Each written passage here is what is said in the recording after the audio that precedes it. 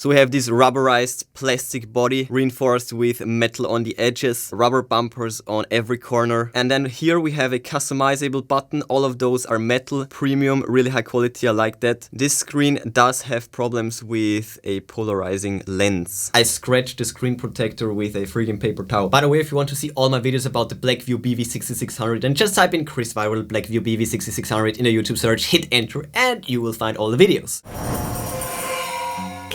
Initiating. Welcome back to my daily grind. Create yourself is what you'll find me doing every day and every night. No time to lose, one day, one step in the right direction. I'm Chris and I'm only here to show you if I can do it, you can do it too. Welcome back to the vlog. It is Wednesday, another day, another chance to push hard, and the topic for this vlog is a deep dive into all the specs and features of this device and also my first impressions, so let's get it. By the way, all the product reviews right here, watch them all, but before we get started, love goes out to all my subscribers. Thank you for making my life special and worth living to the max, so let me try to give back with a sweet video. If you missed my last vlog, you can check it out right here. I turned it on for the first time, went through the setup, took a look at all the bloatware and customization and all of that good stuff, so if you missed that, check it out right here. In this one, I will take a deep dive into all the specs and the features, and actually without further ado, let's get right to it.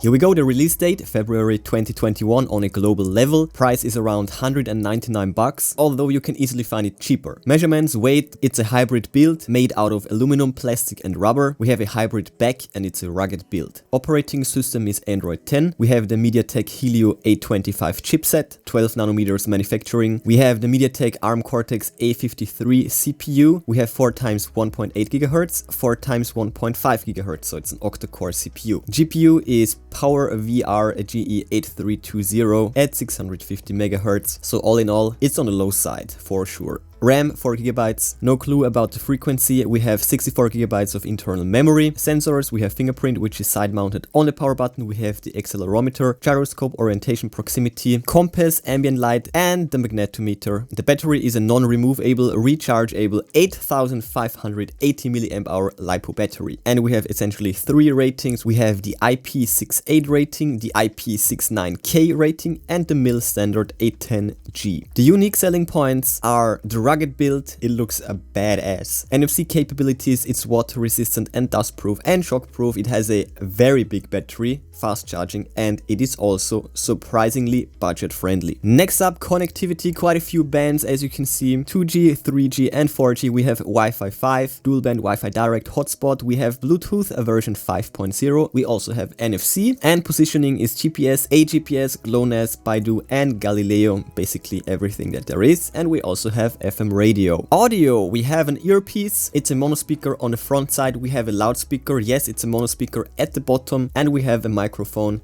It's also at the bottom. Moving on to the display, it's 5.7 inches in diameter, around 67.4% screen to body ratio. The resolution is 720 x 1440 pixels, which is an 18:9 ratio. Pixel density is quite low, around 280, and the refresh rate is 60 Hz. It's an IPS panel and it is covered by Corning Gorilla Glass version 3. Moving on to the main camera, it looks like a triple camera, and most of the phone review websites also represent it as a triple camera, but if you look at it closely, they look like dummy cameras. So I won't get into the other cameras, but there is one main camera at least. Samsung S5K3P9SX sensor, 16 megapixels with an f2.0 aperture. Focal length is 3.64 millimeters. Best photo setting 16 megapixels and best video setting 1080p at 30 fps. Focus modes are autofocus, macro and infinity, and some of the features are face detection, HDR, panorama, and the camera module also has an LED flash. The front camera,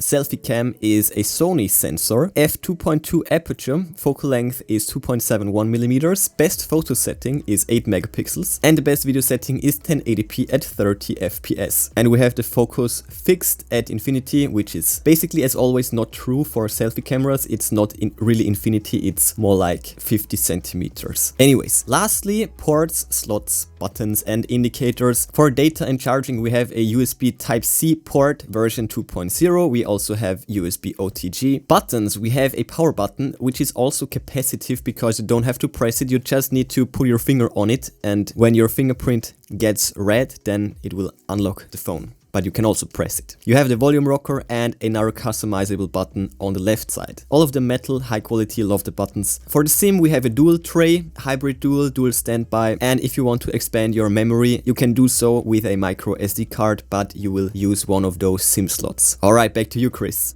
So I hope you found this informational. As always, that was a deep dive. I extracted all the info, all the missing info straight out of the phone. And lastly, my first impressions.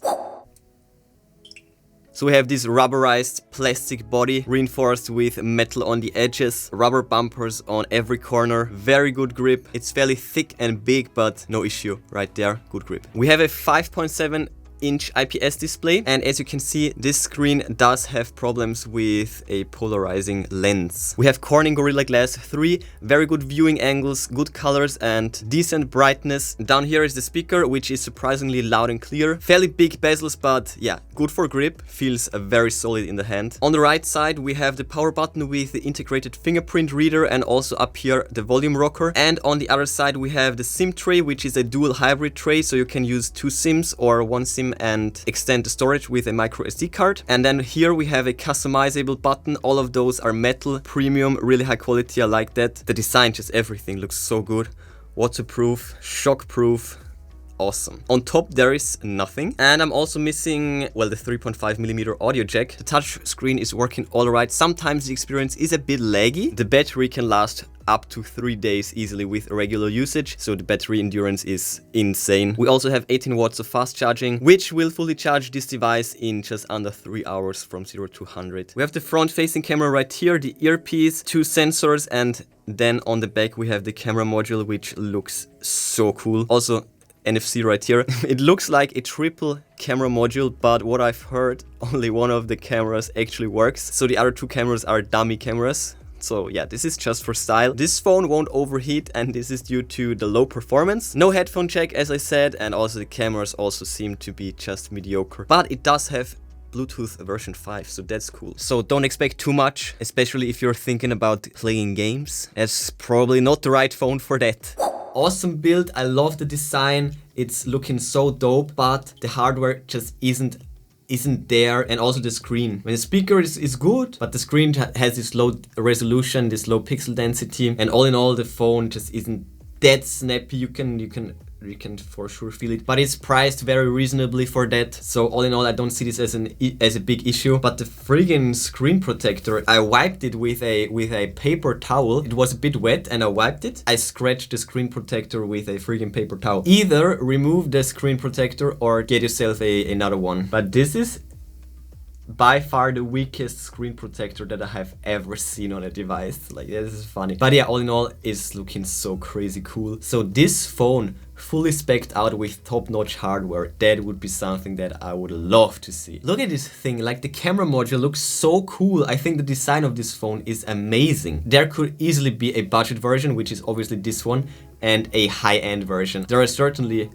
guys that are interested in that. By the way, briefly comparing it to my Poco phone. In the new armor case, or I don't know, like this thick case, it's fairly similar.